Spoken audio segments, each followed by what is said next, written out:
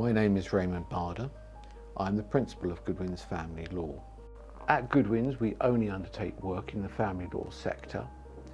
No other areas of law are covered.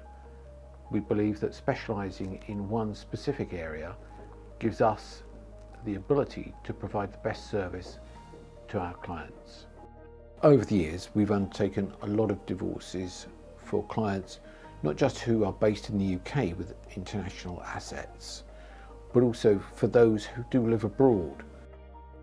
International divorce has two aspects. There are people who live in the UK who have assets that are based abroad internationally, and there are those who actually live abroad and need advice about the merits of being able to use the UK's jurisdiction to divorce. Through my experience working with Ray and exposure to kind of high net worth cases and international cases, it's sort of brought to the forefront that they can be quite complicated and complex.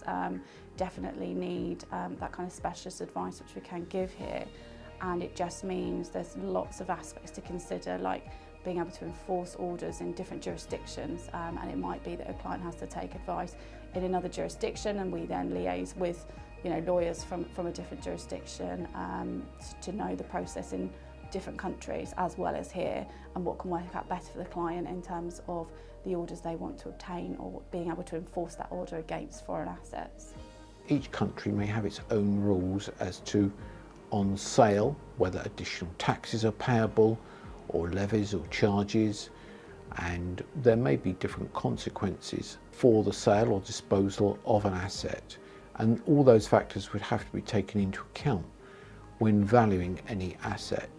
Having assets that are abroad or assets in other people's names that we can't actually get hold of, so trusts, for example, or offshore trusts, assets that have been accumulated abroad and one party doesn't even have a clue after a 28-year marriage.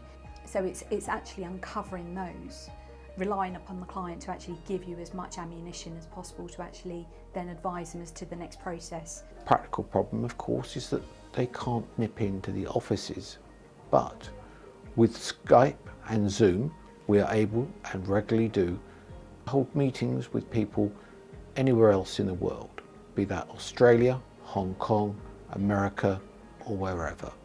These are all jurisdictions in which we've undertaken divorces for people with interests in the UK.